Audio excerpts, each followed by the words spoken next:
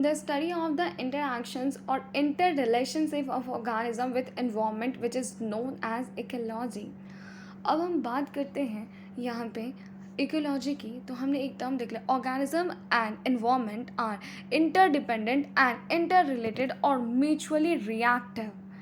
Ecology is a subject which study the interactions among the organism and between the organism and its physical or biotic environment. अब देखो हम बात करते हैं, organism है जहाँ पे प्लांट एनिमल्स माइक्रोब्स भी हैं, इन्वायरमेंट बायोटिक भी है ए बायोटिक है, दोनों फैक्टर्स को लेके चल रहा है. बायोटिक में आपका प्लांट एनिमल माइक्रोब्स है, ए बायोटिक में light temperature and soils and water and airs है. हम इकोलॉजिकल को दो टर्मोलॉजी में दे के डिफाइन करते हैं, एक oikos and second one is logos. Oikos that means home and habitat and logos that means study. अब देखो हम एग्जाम्पल लेते हैं, फॉरेस्ट की ले लो, ग्रासलैंड की ले लो, डेजर्ट की ले लो, टेम्परेचर्स की ले लो, लाइक मीन्स पॉन्ड की ले लो, लेक की ले लो, कुछ भी ले लो. देखो यहाँ पे इन्होंने बस ये बताया है कि देखो फॉरेस्ट के लिए रखी है, प्लांट है, एनिमल है, माइक्रोब्स है, टेम्परेचर है, सॉइल है, यहाँ पे आपका H2O एयर्स एंड लाइट है. यहाँ बायोटिक और एबायोटिक दोनों ही फैक्टर्स प्रेजेंट हैं आपके. प्लांट एनिमल पे डिपेंडेंट है, एनिमल माइक्रोब्स पे डिपेंडेंट है, देन माइक्रोब सॉइल्स वगैरह पे डिपेंडेंट है, देन लाइट जो है फिर प्लांट को नीडेड है. सब एक दूसरे पे इंटरडिपेंडेंट है, इंटर रिलेटेड है. ठीक है. अब देखो आप जब बात करते हैं, the term ecology was coined by E हक्कल. Father of ecology is writer, which is not important. Father of Indian ecology is Professor Ramdev Mishra from BHU. And first of all, the term ecology was employed for the study of plant by warming, which is also not important.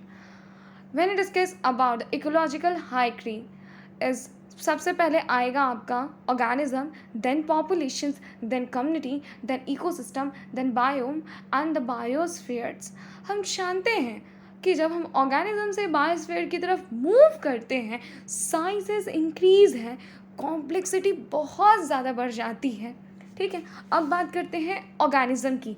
Organism की बात करते हैं तो smallest unit है, smallest unit है पूरे ecological hierarchy का, basic unit है इकोलॉजी की.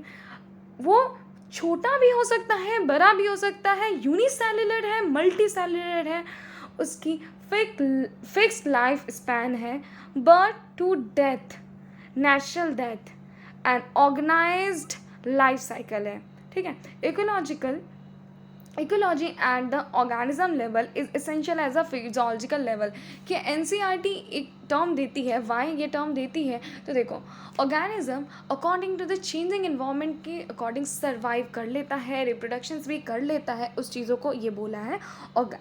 Ecological eight the organism level is essential और फिजियोलॉजिकल लेवल. फॉर एग्जाम्पल अभी हमें ठंड लग रही है, वो हमें फीलिंग हो रहा है कि हाँ शिवरिंग कर रहे हैं हम, फिर हमें गर्मी लगती है, पसीने आते हैं, तो वो फिजियोलॉजिकल लेवल पे बैलेंस कर लेता है. अब हम बात करते हैं पॉपुलेशंस की.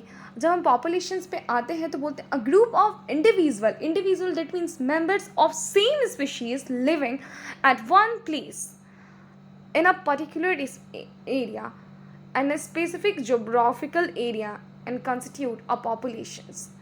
ठीक है. इसको हम populations बोलते हैं. अब बात करते हैं कुछ टर्मिनोलॉजी की. चलो थोड़ी आगे बात करेंगे, अभी कम्युनिटीज़ की बात कर लेते हैं. अभी हम बात करेंगे कम्युनिटीज़ की. तो कम्युनिटीज़ क्या है आपका?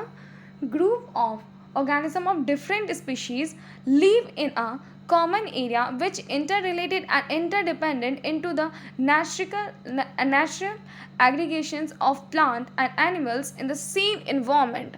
अब बस इतना याद रख ले, डिफरेंट स्पीशीज़ ऑफ माइक्रोब्स हो, डिफरेंट स्पीशीज़ ऑफ एनिमल्स हो, डिफरेंट स्पीशीज़ ऑफ आपकी प्लांट कम्युनिटीज़ हो.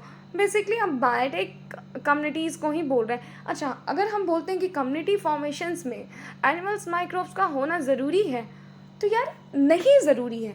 Different species of plant animals and microbes का होना ज़रूरी है.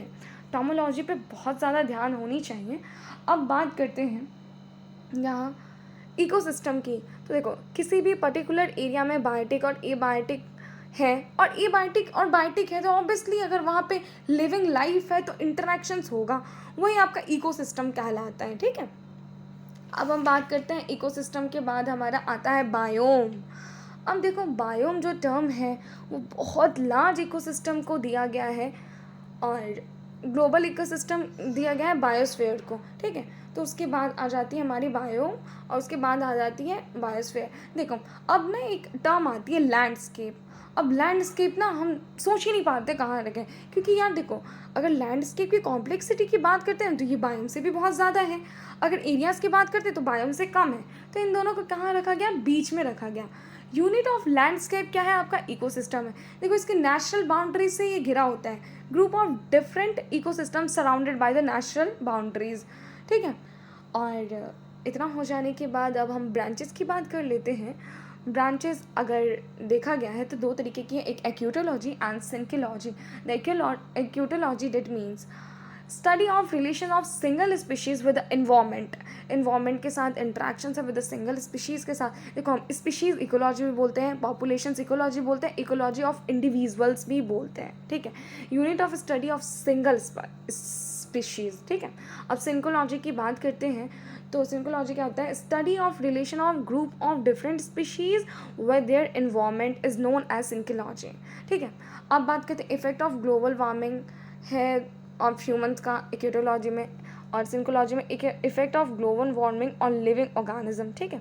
और सिंकोलॉजी है यूनिट इसका है, unit of study is known as community, इसको हम कम्युनिटी इकोलॉजी भी बोलते हैं।